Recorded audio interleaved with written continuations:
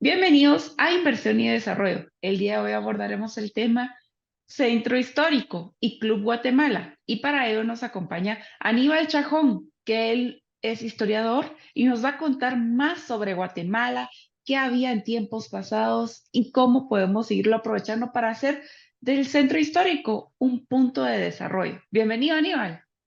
Muy buenos días, muchas gracias por la invitación. Efectivamente, el centro histórico es un área de la ciudad completamente urbanizada, tiene todos los servicios. Algunas áreas están cobrando mucha importancia por el valor del metro cuadrado. Es un área que tuvo una ligera depreciación al finalizar el siglo XX, pero la verdad se ha recuperado después de que se revitalizó el Paseo de la Sexta y tiene todos los servicios, están todas las oficinas del Estado, es decir, es el corazón de la ciudad todavía y un lugar ideal para invertir.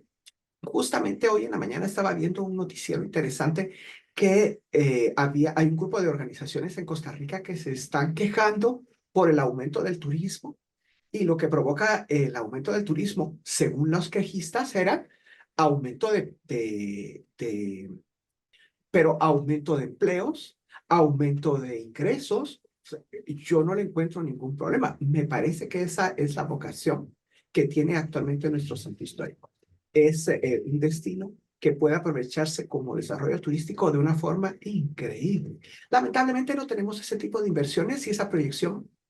No hay políticas estatales que favorezcan esto, ¿verdad? Fuera de Antigua Guatemala y un poco Tikal, que también Tikal está descuidada, eh, paremos de contar. Y realmente el centro histórico lo tiene todo, lo tiene todo.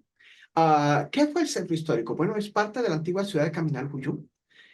Sí, vemos en el centro histórico ya no queda nada porque todo fue demolido por los españoles y los gobiernos posteriores. Por ejemplo, el gobierno de Juan José Arévalo demolió el último montículo prehispánico que existía, que era el Cerro del Antiguo Calvario. Eso era un montículo prehispánico. Había otro en el Cielito, ¿verdad? Pero todavía, si vamos al cementerio general, encontramos restos de 2400 años de antigüedad. Es decir, esto estaba habitado, esto estaba poblado. Ya lo sabían los antiguos mayas. Era parte de Caminacuyú. Había monumentos, había montículos, había templos, había palacios, había plazas. Todo esto lamentablemente desaparece con la crisis que sufre la ciudad alrededor del siglo X, XI de nuestra era.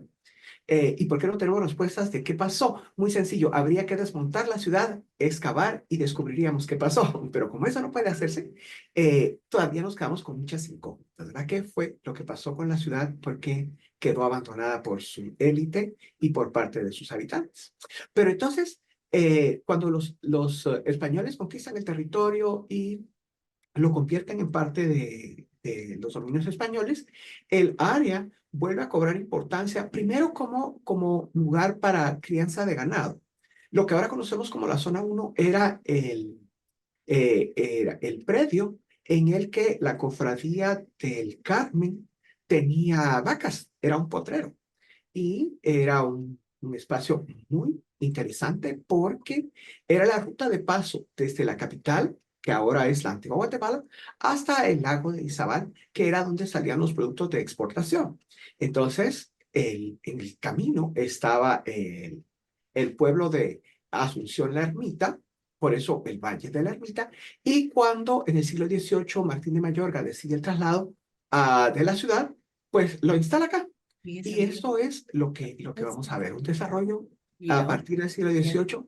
Es muy interesante entonces esa riqueza cultural que hay en el centro histórico. A veces uno solo llega y no se da cuenta todo lo que hay detrás, ¿verdad? Y qué bueno que ha logrado tener otra vez esa relevancia, por ejemplo, con el Paseo La Sexta, que se está volviendo otra vez nuevamente turístico. Y a veces me pone a pensar el comentario que hace Costa Rica, que ellos se quejan del turismo. Puede ser de que pues se quejan tal vez de que a veces los turistas no respetan tal vez de los edificios o algo, o puede ser el tema de vandalismo, pero es más que todo ver ese tema positivo que también hay en la economía, en la generación de empleo, en donde se va desarrollando más estas ciudades. Ahora vemos a Aníbal con el tema del centro histórico, entonces, ¿qué estilo lo caracteriza? Porque cuando uno entra en el centro histórico, uno se queda asombrado. El estilo que hay, por ejemplo, no se puede cambiar las fachadas. ¿Qué estilos que lo caracteriza? Sí, como la ciudad es un espacio habitado por seres vivos, es una ciudad cambiante que se transforma continuamente. Entonces, acabo de hablar de dos casas del siglo XVIII que todavía permanecen, pero luego, por terremotos, cambios, inversiones, la ciudad tiene todos los estilos artísticos desde el siglo XVIII hasta finales del siglo XX. Es hasta 1998, hace muy poco tiempo, que entran en vigencia leyes que protegen el centro histórico. Por eso algunos inmuebles no pueden ser alterados porque su valor histórico es muy, muy importante. Otros que están en categoría C pueden ser completamente demolidos y se puede hacer muchas cosas ahí, siempre que no alteren con el paisaje, que no lo distorsionen demasiado. Entonces encontramos allí todos los estilos. Está bueno, el estilo tradicional de las viviendas, está el neoclásico, tenemos, perdón, el historicista, tenemos casas neogóticas, eso es parte del historicismo, tenemos la llegada del Art Deco, que es un movimiento internacional que impactó muchísimo Guatemala, y podemos el Art Deco en edificios emblemáticos como La Perla o la Contraloría de Cuentas, el Teatro Lux, eso es Deco muy interesante. El antiguo Club Guatemala, que estaba en la Sexta Avenida, tiene una influencia historicista muy notable de José Minondo, un arquitecto, ingeniero, pero trabajó como arquitecto de cosas muy interesantes como el antiguo Hotel Palace o el antiguo Hotel que ahora es parte del Ministerio Público en la Séptima Avenida y que fue el Crédito Hipotecario Nacional también. Son edificios realmente interesantes. Después del Art Deco tenemos todos los movimientos internacionales del funcionalismo, el tanto moderno y el postmoderno, y todo está presente en el centro histórico. Solo es cuestión de caminar. Lo que sí podría mejorarse notablemente sería el pavimento. Este año, por ejemplo, con el cambio de cableado para los semáforos, pues nos dejaron el centro histórico con muchos rellenos que no han logrado, no lograron dejar bien, ¿verdad? Y esto que representa molestia para los vehículos, se forman charcos, en fin. Y otra cosa es la falta de motivación a los propietarios, porque algunos dejan que sus fachadas se vayan ensuciando por el smog, lo que sea, y entonces no se motivan a mantener las fachadas bonitas, pero son fachadas hermosas. Lo que necesitan, muchas de ellas, simplemente es una limpieza con manguera, algunas requerirán un poco de pintura, pero es una inversión insignificante. Y curioso, porque lo que mencionaba de la queja del turismo es que los precios de los inmuebles han subido. Los precios de los alquileres han subido. Pensemos, ¿cuánto vale una propiedad en la antigua Guatemala? ¿Cuánto está dispuesto un extranjero por invertir en la antigua Guatemala? Pues las mismas características tiene el centro histórico. Eso sí, tenemos un tráfico un poquito más pesado, pero las oportunidades de inversión están allí para aquel que pueda verlas. Sí, es impresionante cuando vamos adentrándonos entonces en el centro histórico porque sentimos como que viajamos en el tiempo y vemos esos edificios que demuestran que son una obra de arte, ¿verdad? Uno pasa por entonces por el Banco CHN, en donde vemos esa parte exterior, de donde formaron parte también artistas que hicieron la parte exterior, ¿verdad? Vemos entonces diferentes edificios que son muy hermosos y como usted dice, hay que motivar a los propietarios a que mantengan limpios la parte de las fachadas exteriores, ¿verdad? Para que se siga viendo muy bonito. Y vemos entonces que esa importancia del centro histórico se va reflejando en que ahora también es parte del patrimonio cultural en la nación guatemalteca. ¿Qué implica esto? Bueno, definitivamente que es parte de nuestra identidad, porque nosotros somos lo que formaron de nosotros nuestros padres, ¿verdad? Uno es honorable y digno porque sus padres le enseñaron a ser honorable y digno. Y recordemos que los niños no hacen lo que los adultos les decimos. Los niños hacen lo que nosotros hacemos.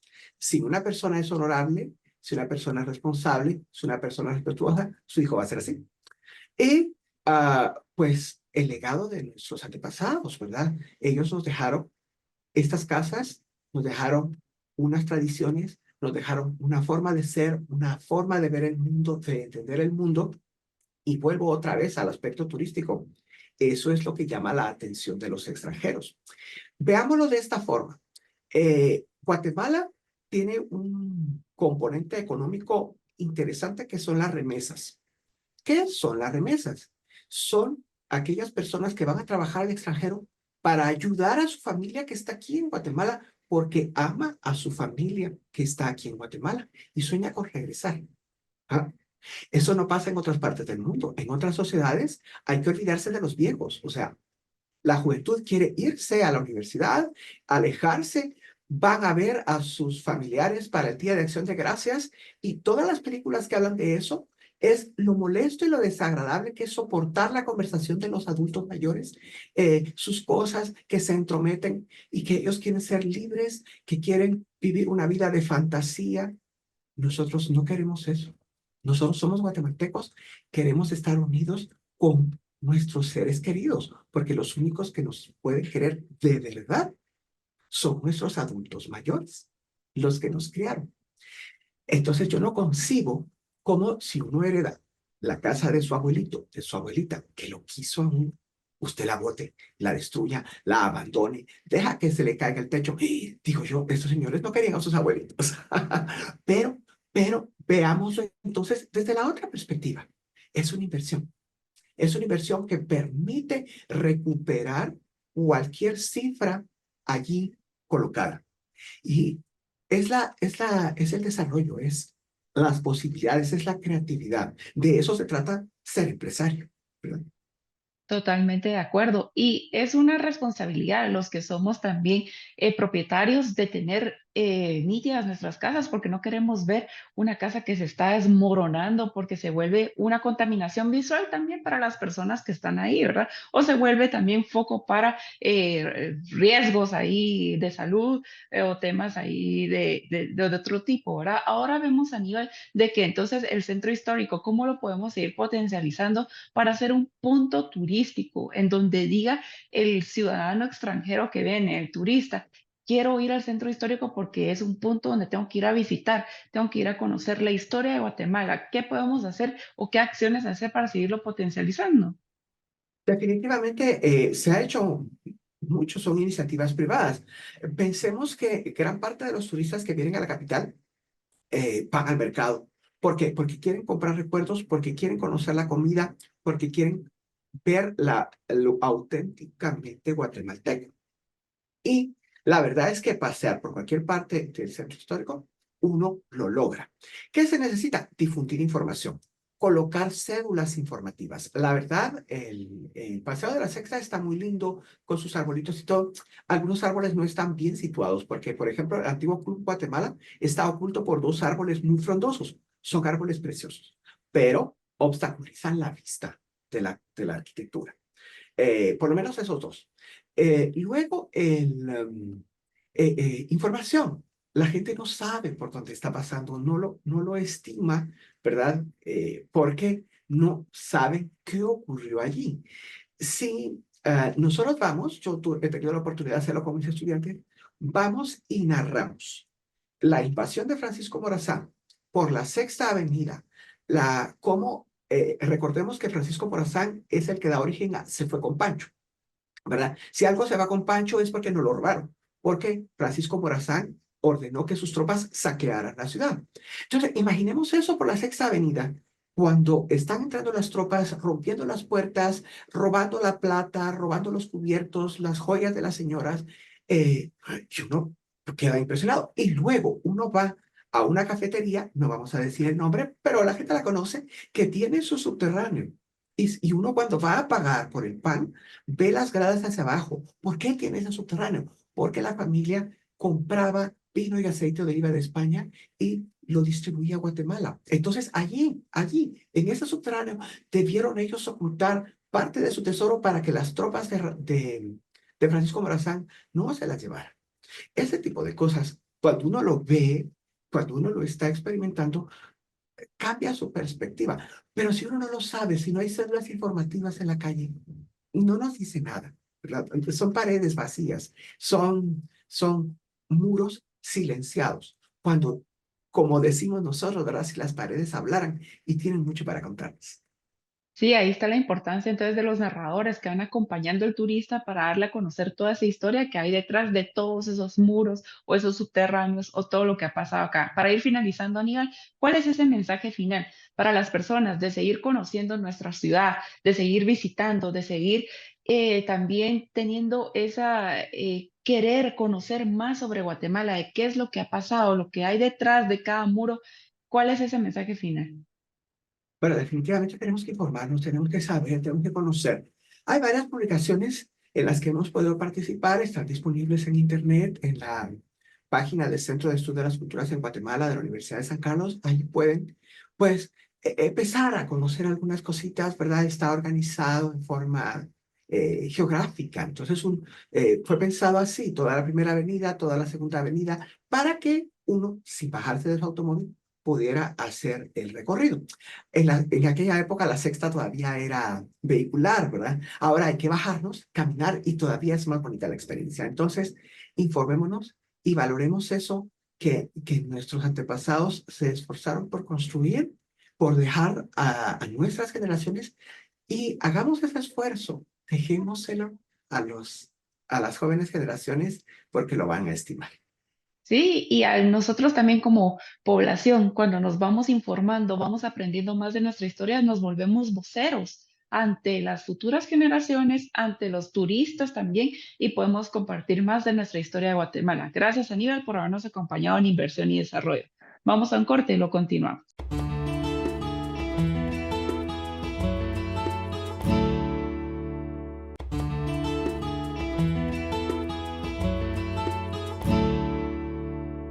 Continuamos con inversión y desarrollo. Tuvimos entonces en el primer segmento a Aníbal Chajón, que fue historiador, y ahorita en el segundo segmento nos acompaña Alfonso Clos, que él es de Club Guatemala. Bienvenido, Alfonso.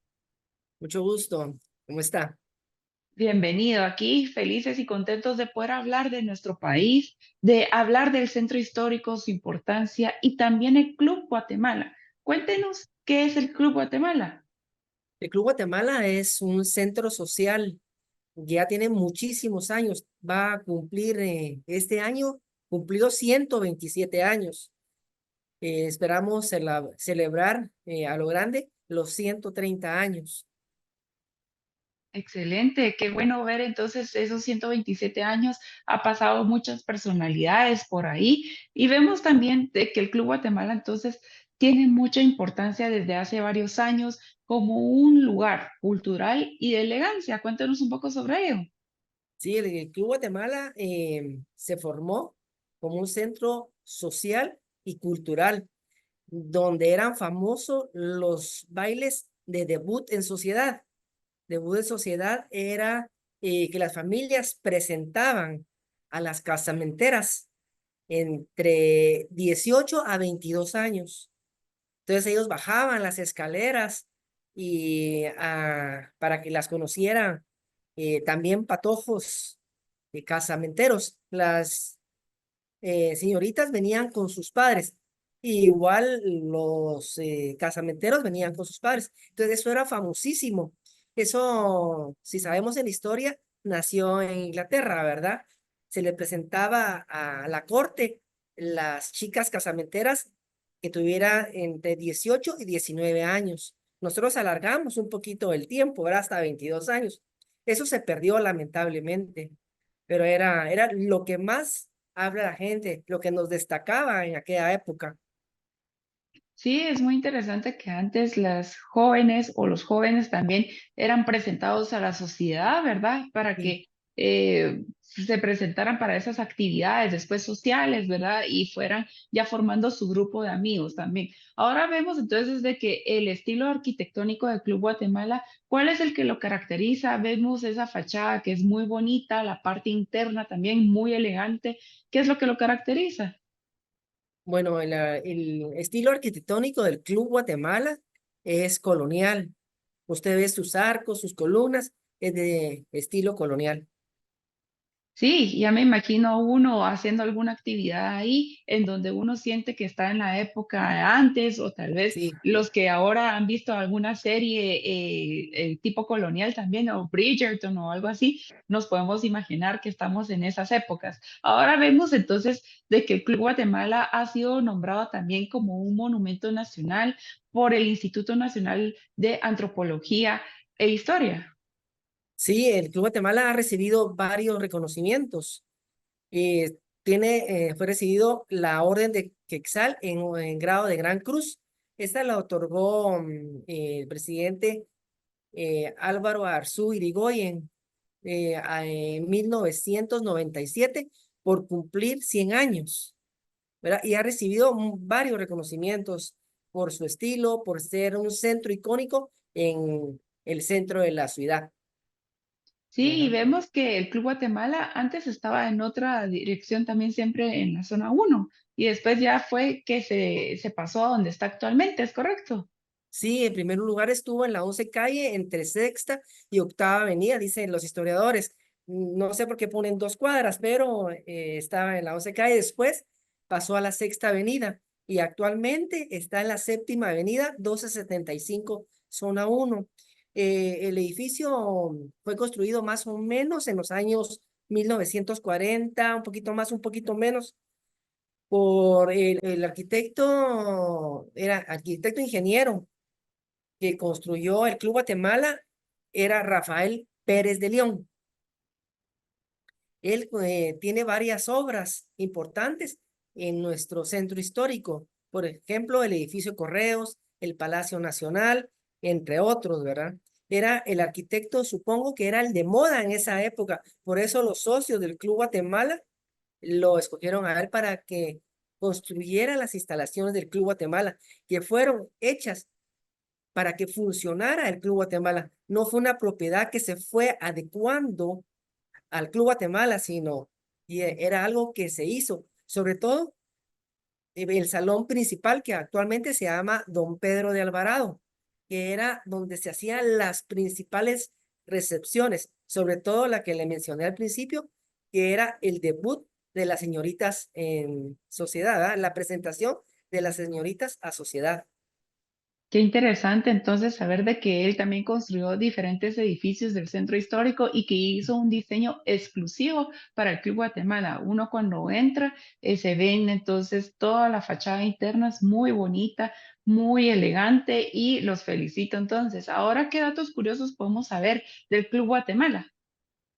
Recientemente, de que sean recientes, por ejemplo, nos vinieron a tratar de que prestáramos o alquiláramos el club para hacer una película, una parte de una película de Netflix, de algo importante, de sucesos que han sucedido últimamente en Guatemala. Mm, que decía que aquí en el club había una carceleta y que si prestábamos la carceleta para hacer esta filmación. Y entonces nosotros, pero si no hay carceleta en el club, ¿dónde estará? ¿A qué se refieren? Entonces empezamos a buscar y es la cava del Club Guatemala, donde hay una puerta de rejas donde se guardaba el vino para que no se lo robaran, pienso. Era tipo así con rejas, ¿verdad? Una carceleta, pero no funcionaba para lo que ellos querían. Entonces, sí filmaron en el Club Guatemala. Parte de la película fue un casamiento de los principales actores de este film, que posiblemente en algunos meses estaremos viéndola en Netflix. Bueno, Álvaro Arzún, él quería mucho al Club Guatemala y cada vez que le pedíamos cita nos atendía inmediatamente. Él nos empezó a contar una vez que fuimos que su papá era socio e incluso llegó hasta ser presidente del Club Guatemala. Y él venía todos los días al Club Guatemala y había días que regresaba a su casa muy alegre, muy contento. Y ahí otros días regresaba a su casa enojado y que no quería hablar con nadie. Entonces contó que era porque él jugaba cartas aquí en el Club Guatemala y cuando ganaba se retiraba contento y cuando perdía se iba enojado a rematar a su casa. Esas Bueno, dos anécdotas le puedo contar, ¿verdad? qué excelente. Y entonces también han llegado varias personalidades internacionales al Club Guatemala. Entonces, el Club Guatemala se ha hecho famoso para también películas, ¿verdad? Que se pueden utilizar porque las instalaciones son excelentes y yo estoy segura que van a salir tomas muy bonitas ahí. ¿Cuál sería ese mensaje final, Alfonso, para las personas, para invitarlos al Club Guatemala, seguir conociendo también el centro histórico? Sí, tenemos, por ejemplo, la fiesta de aniversario del Club Guatemala, que decimos que es por aniversario y las fiestas patrias. Supongo que es la fiesta que quedó del debut en sociedad. Entonces, esta se abrió prácticamente al público. Entonces, que puedan venir y seguir manteniendo las tradiciones del Club Guatemala para que no vaya desapareciendo en el tiempo, ¿verdad? Entonces, los invito a todos que participan y esta vez va a estar la Orquesta Casablanca con nosotros, así que los invitamos. Sí, es una de las orquestas que se ha mantenido en el tiempo también y tiene mucha historia detrás. Muchas gracias, entonces, Alfonso, por habernos acompañado en Inversión y Desarrollo. Estamos más que invitados para ir entonces al Club Guatemala, para conocer también el centro histórico. Así que salgamos de nuestras casas, de nuestras oficinas y vamos a conocer Guatemala. Gracias entonces por habernos Muchas acompañado gracias. en Inversión y Desarrollo. Y a ustedes, amigos, nos vemos la próxima semana con un programa tan interesante como el día de hoy. Cuando pienso en mi Guatemala, el más bello paraíso, tan grande en historia, tan lleno